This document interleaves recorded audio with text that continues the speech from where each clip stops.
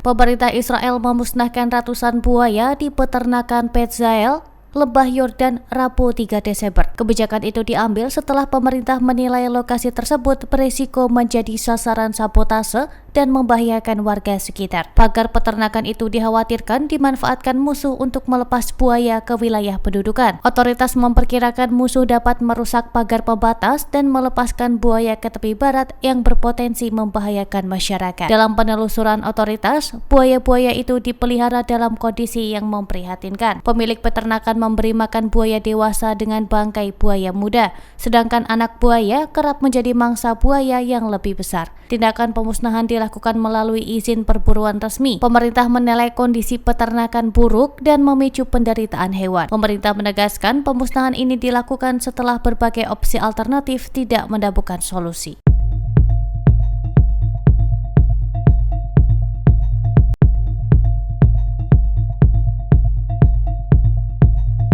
Iran mengadili seorang warga negara ganda yang dituduh menjadi mata-mata untuk Israel. Ia ditangkap ketika perang Iran-Israel berlangsung selama 12 hari pada Juni 2025. Identitas terdakwa tidak diumumkan. Ia disebut tinggal di Eropa dan memasuki Iran sebelum konflik pecah. Menurut AFP, ia didakwa melakukan kerjasama intelijen dan spionase untuk Mossad. Penyelidikan mengungkap bahwa ia pernah mengikuti pelatihan agen di beberapa ibu kota Eropa serta wilayah pendudukan. Saat penangkapan, otoritas menemukan perangkat spionase canggih di villa tempat ia menginap. Dalam periode yang sama, Iran juga menangkap 3 warga Eropa, termasuk remaja Prancis-Jerman Leonard Monterlos yang kemudian dibebaskan. Sejak Oktober 2025, Iran memperketat hukuman bagi pelaku spionase. Warga yang terbukti bekerja untuk intelijen Israel, Amerika, atau pihak bermusuh dapat dijatuhi hukuman mati serta penyitaan aset. Kebijakan keras ini diterapkan saat ketegangan dengan Israel meningkat. Iran menuding Israel melakukan sabotase fasilitas nuklir dan pembunuh ilmuwan mereka. Perang pada Juni lalu menjadi konfrontasi langsung pertama kedua negara, mengacaukan upaya diplomasi Amerika-Iran terkait program nuklir. Gencatan senjata antara Iran dan Israel berhasil diberlakukan pada 24 Juni 2025.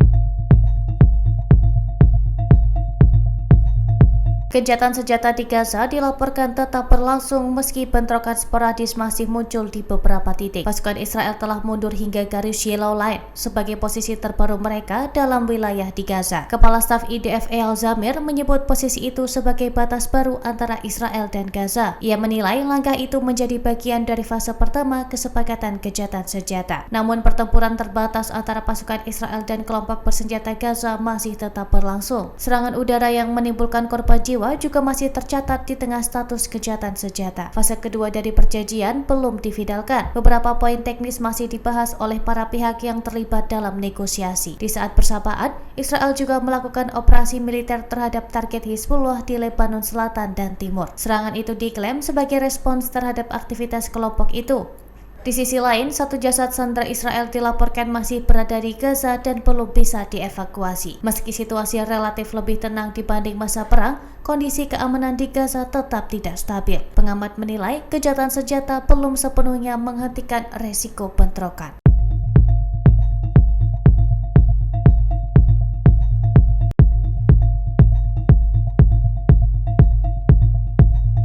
Dua bocah Palestina, Juma dan Fadi Abu Asi, tewas saat mencari kayu bakar di Khan Yunis pada Rabu 10 Desember. Keduanya menjadi korban misil drone Israel meski gencatan senjata masih diberlakukan. Sang ibu, Hala Abu Asi, mengaku sempat merasa tenang setelah pengumuman gencatan senjata. Namun ledakan yang menewaskan putranya menghapus rasa aman itu seketika. Sejak gencatan senjata disepakati pada 10 Oktober lalu, otoritas PBB mencatat lebih dari 360 warga Gaza meninggal akibat serangan Israel. Sedikitnya, 70 di antaranya adalah anak-anak. Meski angka korban menurun drastis dibanding 2 tahun sebelumnya, tingkat kematian masih tinggi. Rata-rata 7 warga tewas setiap hari akibat serangan, memicu keraguan apakah situasi ini layak disebut gencatan senjata. Sejumlah pengamat menilai gencatan senjata ini menguntungkan beberapa pihak tanpa benar-benar menghentikan kekerasan. Amnesty International menyebut penggunaan istilah gencatan senjata bisa menciptakan ilusi bahwa kehidupan warga Gaza kembali normal, padahal serangan masih terus terjadi di berbagai wilayah.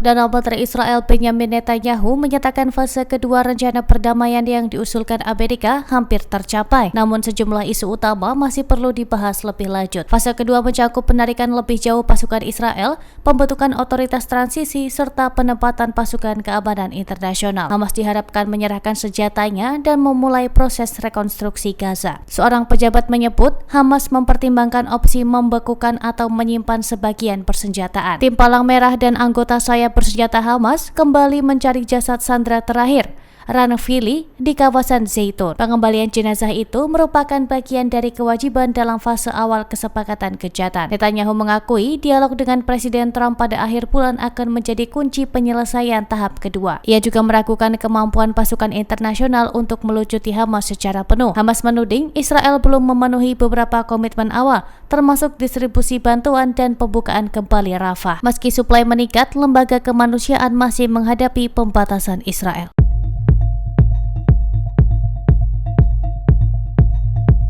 Download Tribun X sekarang, menghadirkan lokal menjadi Indonesia.